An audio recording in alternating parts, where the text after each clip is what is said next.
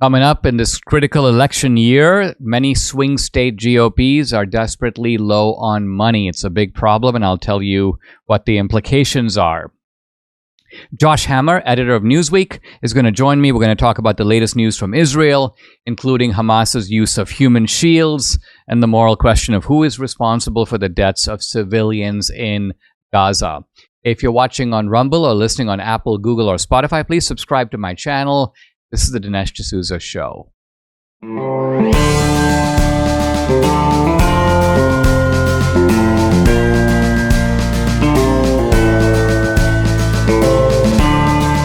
America needs this voice. The times are crazy. In a time of confusion, division, and lies, we need a brave voice of reason, understanding, and truth. This is the Dinesh D'Souza Podcast. I want to talk about a serious problem that affects the GOP's election prospects in 2024. Now, there are all kinds of reasons to feel good about 2024. One of them is that Joe Biden is unbelievably unpopular. The Democratic agenda is unpopular across the board. Trump has been surging. DeSantis, of course, is out. And so we might be looking at a pretty unified Republican Party if the right moves are made going into the election. And all of this bodes pretty well. And so what's the obstacle? Well, everywhere I go, people identify a single obstacle. Of course, it is election fraud. Dinesh, what is the GOP doing about election fraud? Dinesh, have the problems that were outlined in 2000 Mules been fixed? And I talk about those things, and my basic position is that there have been some improvements, but no, the GOP has not done enough. The Republican National Committee has, not done a whole lot as far as I can see at all. And so problems in that area remain. But it's come to my attention that there is another problem that is separate from election fraud. And that is the problem of the mobilization of the vote. And here's what I mean. The way elections work is that there are energetic citizens, activists who have been following all this stuff, and these are the voters. And some of them, like Debbie, are super voters. They vote in the midterms, they vote in this local elections. They vote every time you're given a chance to vote. But most people aren't like that. A lot of people will be like, I don't really feel like voting because it's raining. Or I don't feel like voting because I've got a lot of other things to do at this time of year. And so the point is that having a get out the vote, GOTV, get out the vote operation on the ground is really important. And what does it take to do that? Well, one of the things it takes is money. Yes, it takes enthusiasm. Yes, it takes volunteers. But it also takes money. And there's a very disturbing article in Newsweek. And this is not an article intended at attacking the GOP. It's an article that just lays out the financial condition of the GOP with a focus on swing states. And it turns out the GOP in the swing states is not doing well. In Arizona and Michigan, the GOP is running critically short of money. Let's look at Michigan. As of the middle of last year, the Michigan Republican Party had less than $100,000 in its bank account. This is the GOP for the whole state of Michigan. It should have millions of dollars. It has less than 100,000.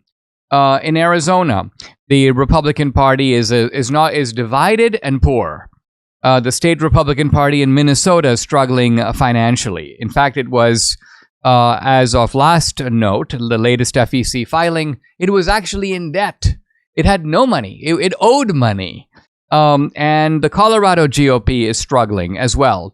In fact, it was having some problems paying its rent. In Massachusetts, the GOP has less than $70,000 in the bank, and it owes hundreds of thousands of dollars to various vendors. Even the Florida GOP doesn't have a whole lot of money. Very surprising in a state where you think the GOP would be flush with cash. So the GOP nationwide is doing pretty well. It has a lead in governors. It's got 26. The Democrats have 24. It has a lead in state legislators. There are about 4,000 Republican state legislators nationwide, about 3,200 Democrats. But you might ask, why is this problem occurring? And there are really two answers to this situation. One reason it's occurring is because people don't want to give money to a GOP that doesn't deliver the goods. This is, for example, why the RNC is having trouble raising money on the national level. And it's because there are people who go, I don't want to give to the RNC. I mean, I'm in this camp. I don't want to give to the RNC. The reason is I don't like what the RNC does. First of all, the RNC doesn't do good things that it should be doing, and it does all kinds of stupid things that it shouldn't be doing. And a lot of this is falls at the feet of Ronna McDaniel, but the fact is Ronna McDaniel was reelected by the RNC. So I blame the whole RNC because it's the RNC that keeps Ronna McDaniel in her position. So that's a disgrace, and that's part of the problem. That a party that doesn't deliver, a party that abandons its own troops on the ground, look at January 6th, for example, doesn't really deserve the enthusiastic support of people who go, what am I giving for? It's my hard-earned money. Aren't there plenty of other causes to give to? And I don't just mean I can give to causes unrelated to politics. I can give to my church, or I can give to my neighbor who needs it. There's that. But there's also other political causes. There are other groups that are doing good things. And so if I'm choosing between giving, for example, to the RNC and giving to another conservative group that's actually delivering the goods, that is fighting for religious liberty, or I'd rather put my dollars over there. The second problem, though, that is unrelated to this, is the following. And that is that there is all over the country, as far as I can see, we certainly see it all over Texas, but it's true beyond Texas as well, there is a kind of fissure, a schism, a divide between the rank and file GOP base, which is largely MAGA. It's not entirely MAGA, but I would say it's about 70% MAGA. And the donor base, which is about, I would say, 70 to 80%, maybe 90% the GOP establishment. And now this is a real problem because essentially your money people are marching to a different drummer than the base. Now this is a problem financially because what happens is in many GOP districts, you have a guy who's running and that's the establishment guy. And except the establishment guy is, the 2020 election wasn't stolen. The establishment guy is like, oh no, the border, well, we got to do a few things to secure it, but impeach Mayorkas? No, we don't need to do that. Impeach Merrick Garland? We don't need to do that. Why waste our time impeaching Biden? We won't get him out of office. So this is the GOP establishment talking. And the GOP donors are, that guy sounds good. He's very responsible. Let's put our money behind that guy. And then you have another guy, let's just say a MAGA candidate, who reflects the majority of the MAGA base. But the donor base goes, we're not going to fund that guy. And so even though that guy might be closer to the voters, he or she cannot get their message to the voters. Why? Because they can't buy radio ads and they can't buy TV ads and they can't send out multiple mailings and texts and flyers and so on. So in other words, what you get is the GOP base wants one guy, but ends up with the donor finance guy, and then the donor finance guy turns around and betrays the base, and then the base goes, we're not going to give them support any longer. So you can see why this is a destructive dynamic. By the way, in Brandon Gill's race, which is in Texas 26, we're sort of trying to overcome this, and we are overcoming it. In fact, we sort of have overcome it, which is to say that the MAGA candidate, which is Brandon, he's the most right-wing of all there are actually 10 candidates in that race, maybe 4 viable candidates, but he's to the right of the other 3. So he is the most MAGA candidate in the race, but he also has the most money, he has the most ads, he has the most flyers, he has the most, so he's got the ground game, and that's really what needs to happen. This is the mark of a party that is doing the will of its voters. In the Democratic Party, interestingly, the base, and this is certainly true of the activist base of the Democrats, is left. It's a left-wing base. Now, the whole voter base of the Democratic Party isn't left. But what happens is that the Democrats rely on the media to put out enough propaganda that the mainstream Democrats who aren't so left-wing end up voting for these left-wing candidates. But the donor base of the Democratic Party and the activist base are aligned. The donors are left-wing.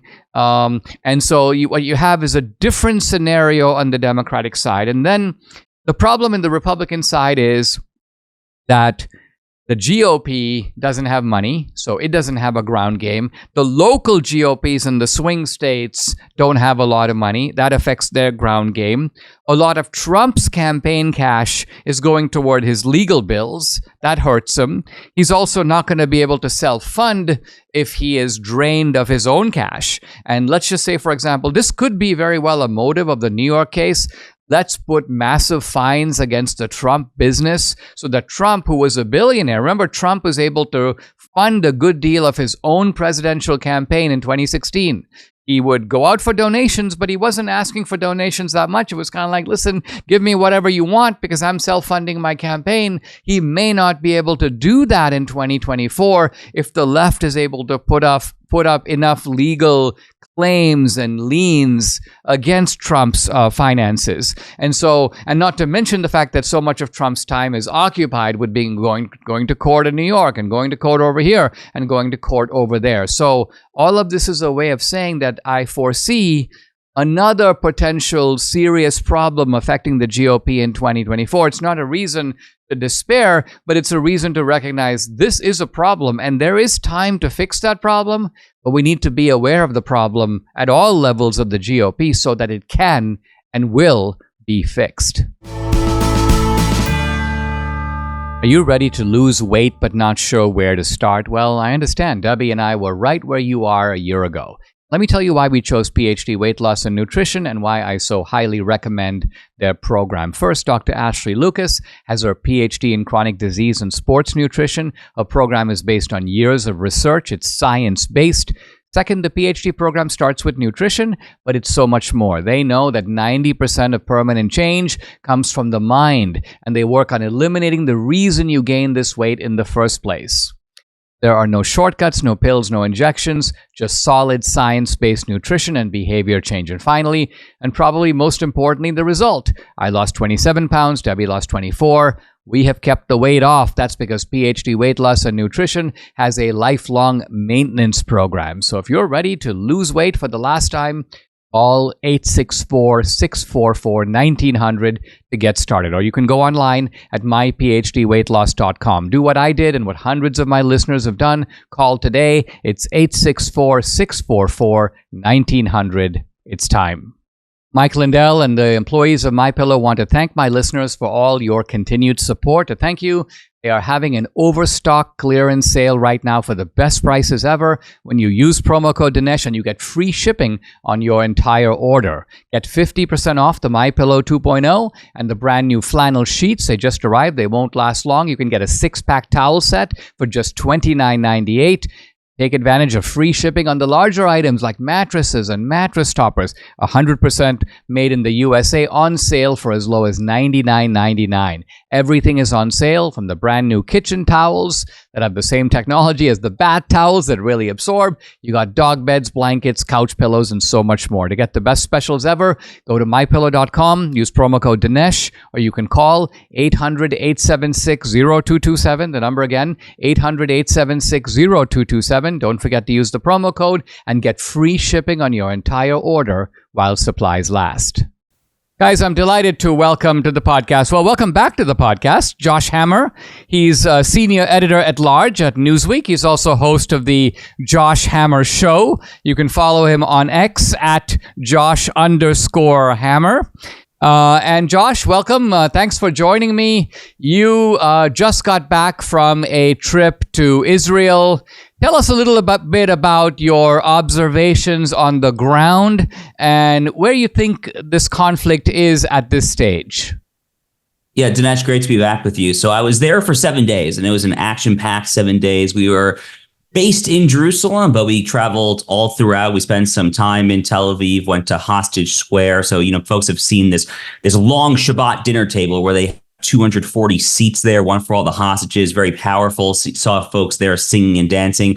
We were in the Knesset, their national legislature, meeting with lawmakers. I actually spoke at a conservative conference over there, had some Knesset members, some legislators right there on my panel and in the conference. So really got a full breadth of experience. But I think the most powerful day for me, Dinesh, was when we actually did go down south, down right near Gaza. We went to four different communities that were hit by Hamas on October 7th. We went to Ofakim, we went to Sderot, and then to two of the kibbutz, well, really one kibbutz and then the music festival. So we went to Kfar Aza, which was one of the kibbutzim, the tiny villages.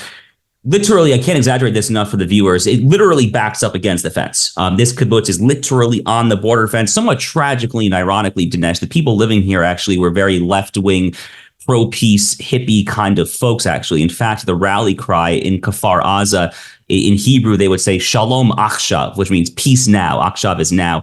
And, tragically, we know how that resulted. And that was just brutal. I mean, it was very difficult to be there. I've never seen this kind of carnage up close and personal, seeing the blood stains wiped off of the wall. The houses look like they're bombed out, the sofas, the couches, the children's toys, the kitchen utensils everywhere. But I honestly, Dinesh, for me, the most powerful takeaway from there in Kfar Aza, and then we went to where the Nova Music Festival was nearby in Re'im, where there's stakes in the ground for everyone who was killed, the hostages, these beautiful photos looking back at you from the grave. Difficult stuff. But the biggest takeaway for me was actually the opposite of that, because even there, in the midst of unspeakable Nazi-esque war crimes, we came together, and there were these two religious Jews in Kfar Aza who took guitars and started singing, and the soldiers, the IDF soldiers were there, and we all just started singing and crying together, and it was just so beautiful. And it was really kind of, for me, just a reminder of what has powered the Jewish people through 5,000 years. I mean, well, really, I guess 3,000 to 4,000 years to be more accurate, but thousands and thousands of years, it would be the point here, of ups and downs, of pogroms, expulsions, attempts at genocide, one thing after another. And we just power through it. And the spirit of the Israeli soldiers I spoke with, the IDF soldiers, their spirit is incredible. They have zero compunctions. They are absolutely convinced that they are mission oriented, that they have the moral high ground. I believe, of course, absolutely correctly. And despite the depths and the depravity that I saw there in the south near Gaza, Dinesh, it was actually that inspiring note that I really took away from my trip. Josh, talk a little bit about the mechanics of the trip, because I would have thought that to go to Israel, now would be quite dangerous, and that it's one thing even to go to Jerusalem, but to be going down south to the very spots where the Hamas terrorists came through. Did you go as part of a group? How was this organized? And was there I'm assuming that there was a significant level of police protection, right? Yes. So central Israel, so to speak, which is basically defined as the Tel Aviv area or between Tel Aviv and Jerusalem. Life there is pretty normal, honestly. My wife is actually originally from Kfar Sava, which is basically a suburb of Tel Aviv. Most of her family, her uncles and aunts, cousins, they all live there in the Tel Aviv area. Life is fairly back to normal for them, except for the ones who are still in Army reserves. And I didn't actually personally hear any sirens for rockets or anything when I was there in Tel Aviv or Jerusalem. Now, when you actually went down south, that's when you start to hear things. So I think the most interesting thing for me when we started to approach, so that day down south, we started in Ofakim, which was one of the towns that was struck by Hamas. And when you start to get close to Ofakim, you do start to hear some gunfire and bombs being dropped in the background. But you have to reassure yourself to feel better and not get scared is that's the IDF striking Hamas. It's actually not the other way around. So that was kind of a recurring theme for my 5, 6, 7 hours, however long I was down there. You hear a lot of gunfire, and sometimes it does sound relatively close, but unless a siren actually goes off, it's the good guys trying to take out the bad guys, not the other way around. But to your question, which is an interesting logistical one, so yes, I went there as part of an organized trip. The trip that I went on was co-run by the WZO, the World Zionist Organization, and a smaller group called YJC, Young Jewish Conservatives. There's been a bunch of different delegations that they've had over there. I actually just saw Rogan O'Hanley, DC Drano. He was just over, actually. I think he was in Migdal Oz, another one of the kibbutzim. So I think he might have been there on a similar delegation. They've had a lot of different trips down there. But to actually access Kfar Aza or Re'im, which is where we went, that was the music festival, and then the kibbutz that was slaughtered, a civilian cannot just go there. So, for example, my wife's cousins cannot just drive down and casually go there. The army has to let you in. So you have to have some sort of clearance or some sort of permission from the government. But right now, what the army has done is they have left these kibbutzes that have been slaughtered. They have left it essentially as is. They've physically wiped away some of the bloodstains, but they have signs outside the home, Dinesh, that have a photo of the person who was killed there. And then the army has a sign that says, this person was brutally slaughtered by Hamas inside this home. And they've basically left it as is to try to have a living, tragic, but a memorial and museum so people can go ahead and see it for themselves. Let's talk about where this war is at this stage, because if I follow the trajectory of it, it seemed like at the very beginning, after the Hamas attack, there was a pretty uniform, maybe even global shriek of outrage. And this was echoed by the Biden administration, Biden himself. But that didn't seem to last very long. Pretty soon, a kind of backlash developed. And then you began to see demonstrations on campus, demonstrations in cities, finger pointing, not so much at Hamas, but at Israel itself. Israel is the colonial settler, and from the river to the sea, those kinds of slogans.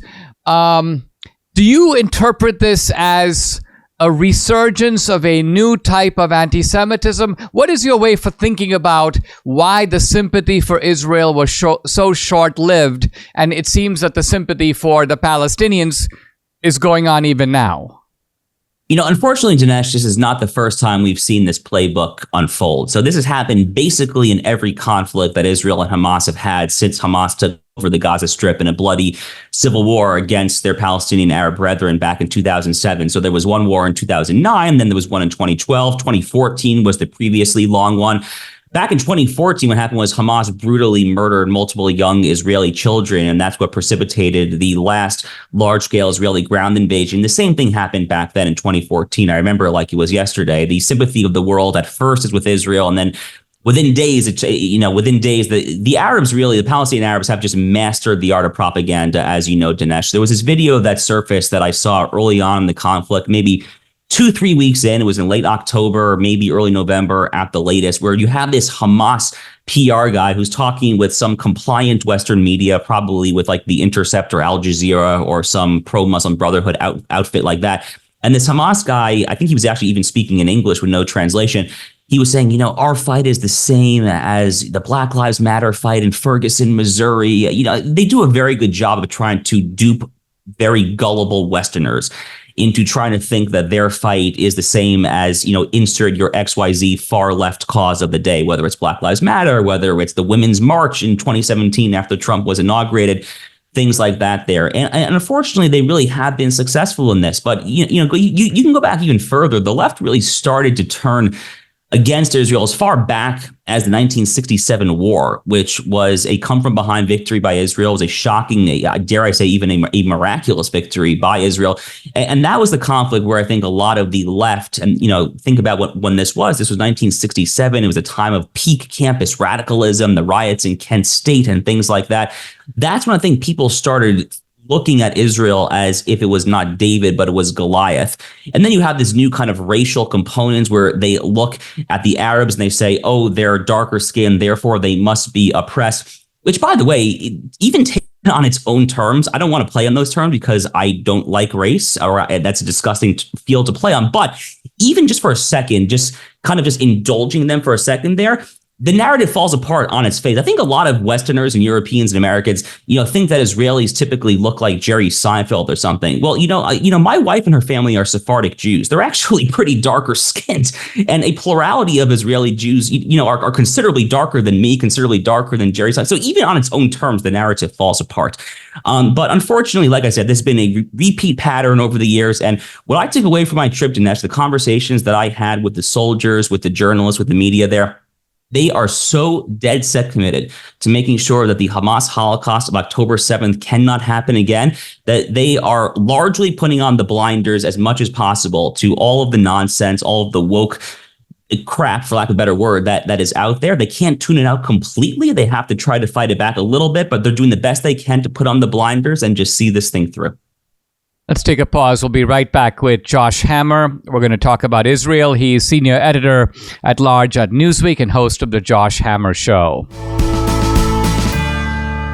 As we head into the presidential election period, one thing you can be sure of, this year, 2024, will be tumultuous. How will your hard-earned savings fare? You already see the impact of inflation at the pump, the grocery store. The dollar continues to lose buying power quicker than wages can increase. So how are you protecting your savings? consider diversifying with gold from Birch Gold Group.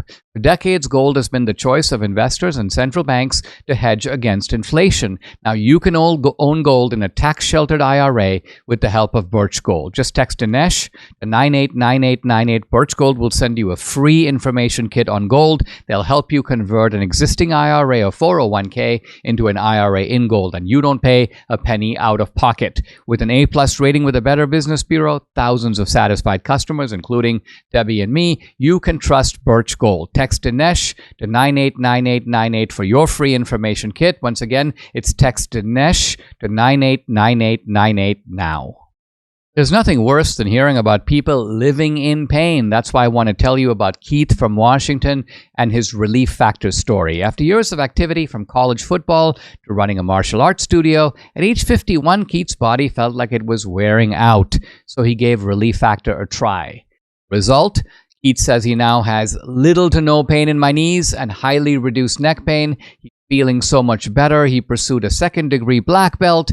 So quite a story. And on a personal note, that Relief Factor has worked for me and Debbie, for our family, for our friends, for Mike here in the studio. So if you're living with aches and pains, see how Relief Factor, a daily drug-free supplement, could help you feel and live better every day. To get started, try the Relief Factor 3-week quick start kit right here. It's only $19.95, and it comes with a feel better or your money back guarantee. So what do you have to lose?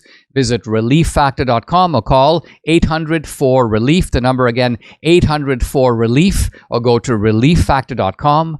You'll feel the difference. I'm back with Josh Hammer of Newsweek. You can follow him on X at Josh_Hammer. Josh, we were talking about the situation in Israel, and you mentioned at the end of the last segment that the IDF, and maybe many Israelis are tuning out, if you will, the critiques that are coming from the outside, which tend to put Israel as the bad guy. And my question is, are we seeing something kind of unique in Israel? Israeli society was pretty politically divided, as American society is. Netanyahu, of course, has been a controversial, to some degree, a divisive figure, perhaps in the Trumpian mode. Is Israel now, at least on this issue, of one mind? Or do you see that as a short-lived unity that could easily be fractured if this stretches out for a while?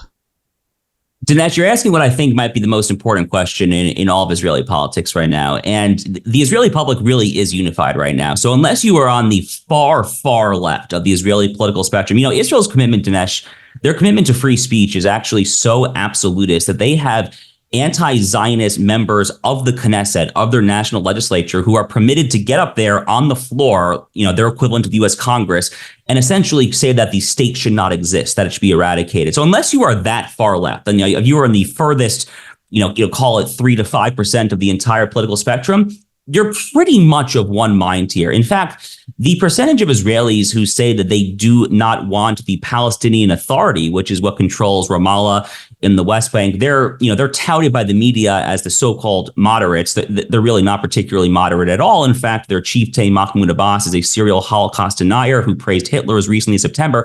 But in any event, Anthony Blinken and Joe Biden want the Palestinian Authority to come in after the war in Gaza and to basically rule over there. But to give you an example as to how unified the Israeli public is, they are rejecting the possibility that the Palestinian Authority will rule over Gaza after the war by like a 4-1 or 5-1 margin. So they are very clear at right now. And there is no one who is calling for the soldiers to withdraw from Gaza. There's really no one who is calling for a permanent ceasefire. You'll have some fringe voices, some fringe columnists for Haaretz, which is their very far left newspaper, even further left, frankly, than the New York Times is there. So you'll get like maybe a columnist here or there who will say just, peace now, ceasefire now. But for the overwhelming part, regardless of which political party you are, even Netanyahu's primary political opposition, someone like Yair Lapid, who's a major liberal, they're still all in when it comes to Gaza.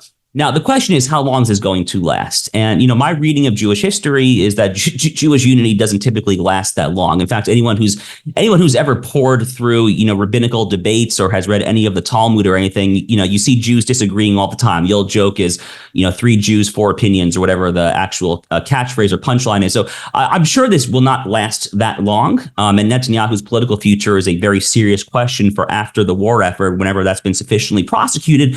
But for now, they really are on the same page for the most part. Josh, let's talk about this issue of civilian casualties, because it seems like the left is using a couple of very standard templates. One of them is to announce, well, there were X number of Israelis killed in these Hamas attacks, and that number has now been exceeded by what the IDF is doing to the people in Gaza. So that's the sort of, I would call it the arithmetical, perhaps, calculus. This is part of this larger issue of proportionality. And I suppose there's a little bit of a common sense element to it. If your tribe comes over to my tribe and kills 10 guys, I can come over to your tribe and kill 10 guys, but I shouldn't come in and kill 1,000 guys, because that would be disproportionate to what you did. How do you think about and how do you respond to the idea that somehow Israel is now responsible for doing more harm to the Palestinians than the Palestinians did in the original attacks? So there's a few ways to break this down. The first thing that I think has to be pointed out is that the media is, whether of their own ignorance or they're just willfully trying to shiv the Israelis, they're generally misreporting what the actual international law or international laws of war doctrine of proportionality actually is. So if I understand the doctrine correctly, which I think I do, it's not actually a body count to body count population. Rather, when you have a strike, when you are dropping a bomb, when you have some sort of attack that is going to predictably, if you can reasonably foresee civilian casualties, if you can reasonably foresee collateral damage, the military objective that is gained as a result of that particular attack has to be proportional to the reasonably foreseen civilian casualties or collateral damage. So the media is really just not reporting this. Basically, the way that proportionality works, Dinesh, is not by just saying, oh, this many IDF soldiers have died, this many Palestinians died. That's not how it works. That's literally just not how the actual legal doctrine works under the laws of international law. But having said that, there obviously has been a very high death count in Gaza relative to the population. A very high percentage of those slain have some Hamas affiliation. It's probably, the estimates vary. It's very hard to know for sure. It's probably a little below 50%. The number that I've seen is around 40% or so. But it's important to bear in mind, Dinesh, that Hamas has this wicked, truly evil strategy that they've honed in, they've developed it, going back to the first conflict with Israel back in 2008, 2009, continuing through all the various conflicts since then. They literally launch their rockets, they store their weapons caches, they put all of their infrastructure in schools, in United Nations facility, in UNRWA facilities, in mosques, in apartment buildings. In 2021, it was a more minor, it wasn't a war, it was more of like a series of battles between Israel and Hamas back in May of 2021. And there was a huge kind of blow up in the international media because the IDF actually struck a building where international media organizations were located. The Associated Press had its Gaza bureau in there.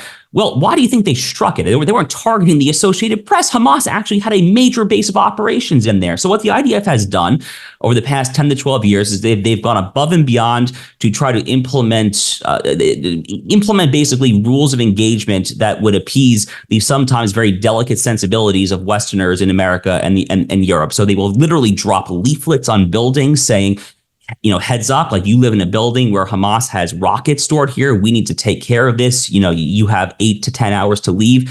They've gone above and beyond like that. And at the end of the day, Dinesh, you have to just come back to the question, who was responsible for this? Who was responsible for the destruction here? Is it the side that is just trying to get by in peace, that is trying to live as a beacon of Judeo-Christian values in the most hostile and hot region in the world? Or is it an ISIS, Al-Qaeda style Islamist, jihadist, medieval death cult that committed Nazi-esque war crimes and slayed 1,500, 1,400 people roughly on October 7th, and to this day is hiding behind civilians as shields? I think it's a very straightforward question, frankly. Josh, let's explore the rationale for the human shields, because it seems to me pretty clear that if Hamas as a terrorist organization, let's just say, attacks civilians in Israel, they bomb a cafe or they bomb a school bus, I know what their motive is. Their motive is to create an atmosphere of terror. Their motive ultimately is to suggest that they will use any kind of means at their disposal to cause havoc. Now, what is the logic of human shields? Is it simply that they want the Israelis to kill Palestinian civilians so that they can turn them into sort of moral exhibits to the world? Is it a propaganda play? Is that why they're doing it?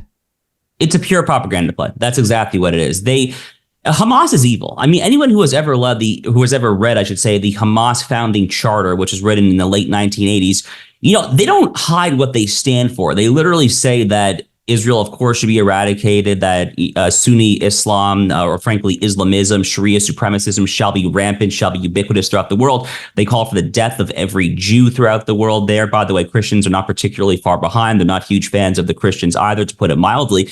But this is an evil terrorist organization, and they are the most cynical people in the world because, yes, they absolutely want as many of their own people to die as possible, simply to drive home international sympathy points. Now, you might ask yourself why this organization has no interest in governing. Back in 2005, when Ariel Sharon engaged in the unilateral disengagement from Gaza, which is one of the worst mistakes the state of Israel has ever made in its history.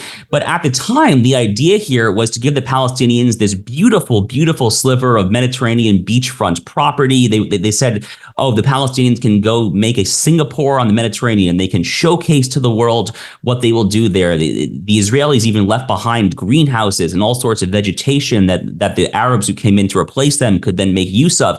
And since day one, Dinesh, they have never had any interest whatsoever in doing any of the above. They have taken all of the aid, they have taken all of the supplies and the material that has flowed in from the coffers of international aid and so-called human rights organizations, and they have used it to build this elaborate subterranean terror tunnel network. It's so complex, they jokingly refer to it there as the Gaza Metro. And they've just gone above and beyond to not take care of their own citizens, the basic quality of life there, the life expectancy, the health, every possible metric that you can basically judge someone's life there in Gaza has absolutely gone tremendously downhill. They had a higher life expectancy in Gaza, Dinesh, back in the 1970s and 80s when Israel effectively controlled it than they do now. It takes a lot of effort for life expectancy to go down over the course of 45, 50 years, given all the advancements in medical technologies. That really says all you need to know about Hamas. Amazing. Josh Hammer, thank you very much for joining me. I really appreciate it. Thanks so much. With each year that passes, the term health goals takes on more and more importance for me and Debbie. In our younger days, feeling great and feeling healthy was something we took for granted, but now it's become an active goal in our life. That means we do specific things to help us get there, and you should too. One of the things we do every day, we take Balance of Nature right here, fruits and veggies in a capsule. Why did we choose Balance of Nature? Well, for many different reasons. Probably one of the most important, they are always made from whole food ingredients. You started getting more serious about your health goals like we have, I strongly urge you to check out Balance of Nature. Whether you order online or call them direct, you got to use promo code America to get the special offer of 35% off. So go ahead and call 800-246-8751. Use discount code America. You can also order online at balanceofnature.com. When you use the discount code America, you'll get 35% off. I intend today to conclude my discussion of Eros in C.S. Lewis's classic work, The Four Loves. And we do it by looking at two of the key pitfalls of Eros. The two areas in which Eros misleads us, misdirects us, promises things it can't deliver, and therefore, in a weird way, is untrue to itself.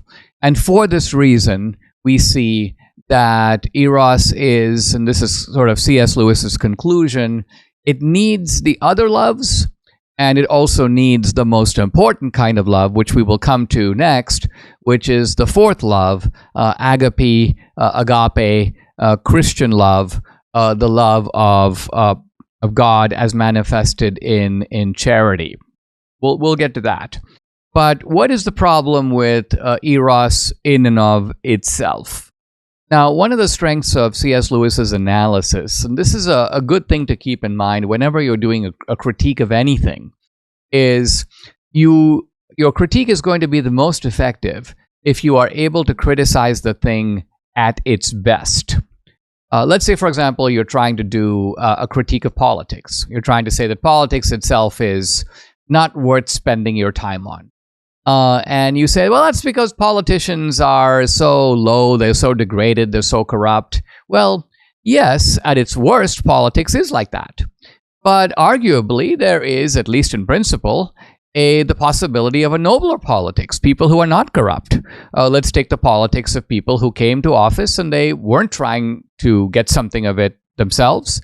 They left politics no richer or even poorer than they were when they came in. Think of someone like Reagan. He didn't make money out of politics, or even Jimmy Carter, or Truman, for example. And so what is the critique of politics? Not at its worst, but at its best. And that's what C.S. Lewis does, is when he does a critique of Eros, he doesn't criticize the lows. I'm going to show you what's wrong with the porn industry because that's Eros gone wrong. Well, that's easy to do. And Lewis isn't even going to waste any time on things like that. He's focusing on Eros kind of at its best. And that's what makes the critique really worth thinking about. So the first danger that Lewis points out is a danger that he calls idolatry. Now, this is a little bit misleading because it seems at the first glance that what Lewis is saying is that, if you love somebody too much, your Eros toward them is that you are idolizing them. You should be idolizing God, not them. And that's actually not what Lewis is saying. He's not saying that we sort of love too much and therefore raise the person we love on too high of a pedestal. Not at all. What he's really saying is that we idolize, or people have a tendency to idolize Eros itself. They idolize what? That condition of kind of being in love.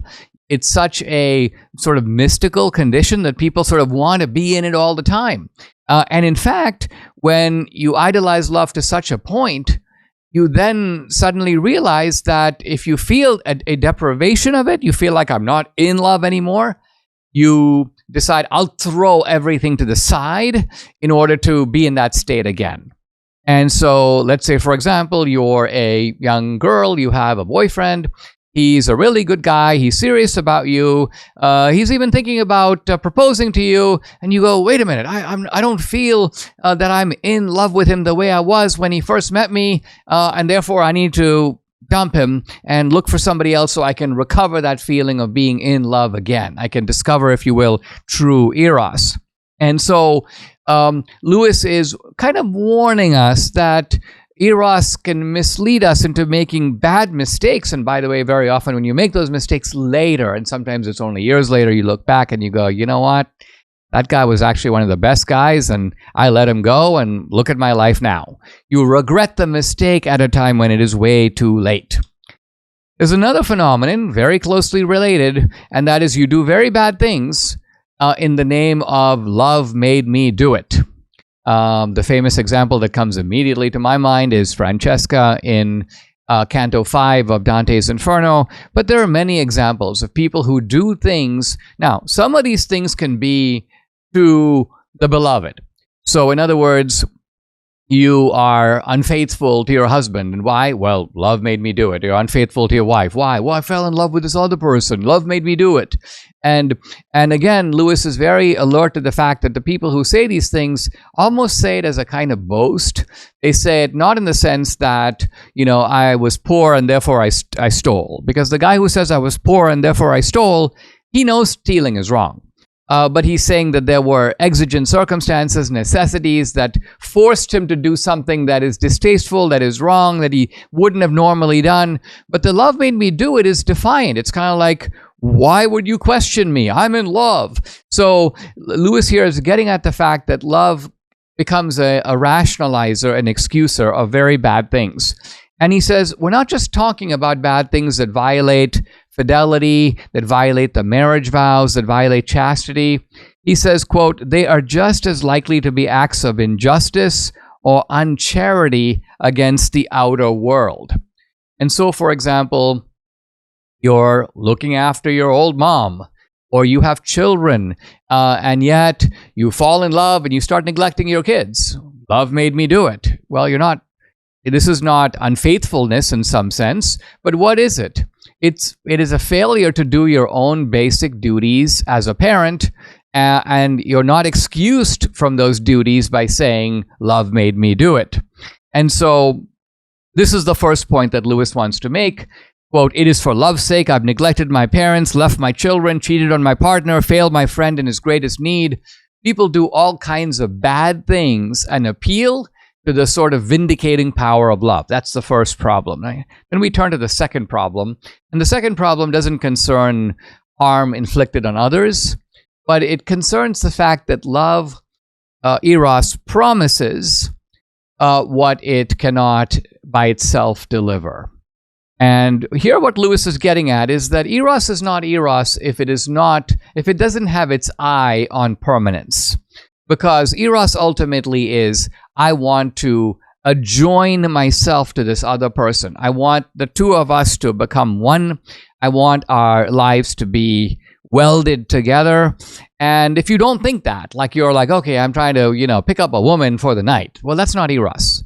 That is sexual desire, but it's not Eros at all. Why? Because Eros is this sort of larger thing. And so it's clearly nobler than the other. Eros is clearly in its intentions noble. Why? Because it has its eye on genuine connection, genuine relationship, and it has its eye on permanence. And yet, says Lewis, if Eros delivered, then all these relationships where people fell in love and even got married would last a lifetime. Well, why don't they? They don't last a lifetime because, well, things happen. That's what things happen. And things do happen. But that's the point. When things happen, Eros is often defenseless against those things. And yet, says Lewis, the weird thing is that Eros doesn't really give up, because after your relationship is in ruins, your marriage is broken up, you meet someone else and you go, well, this time it's permanent. And then it breaks up again. As this time it's permanent. This is the sort of Elizabeth Taylor principle. 8 times a charm. And yet there's something in Eros that sort of never learns. It's always promising what it cannot deliver. And Lewis says that the reason for this is that people idolize Eros itself. This is back to the idolatory theme. And he says if you didn't idolize Eros, if you allowed Eros to do its work, but you recognize the limitations of Eros, which is to say that Eros, in order to be Eros and in order to fulfill its promise, needs other things. And so you realize my relationship with my wife is rooted in this chemistry, this romantic connection. But guess what?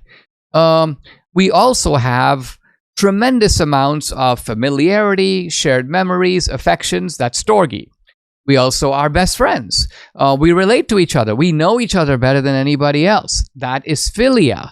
So here's Eros, and yet it has been fortified by storge. It's been fortified by philia. And we'll talk later about the introduction of the fourth element, which is the fourth love, which is agape. All these elements come together, and then you ask, isn't Eros fortified in this way? Isn't the fort much stronger now than it would have been if Eros was linked only in sort of, you may say, the romantic connection, but did not have any of these other elements? So Lewis is really saying, if you want Eros to be permanent, like Eros is promising to be, you kind of have to go beyond Eros. You don't have to go outside of Eros in the sense that you have to reject Eros. No, Eros is included.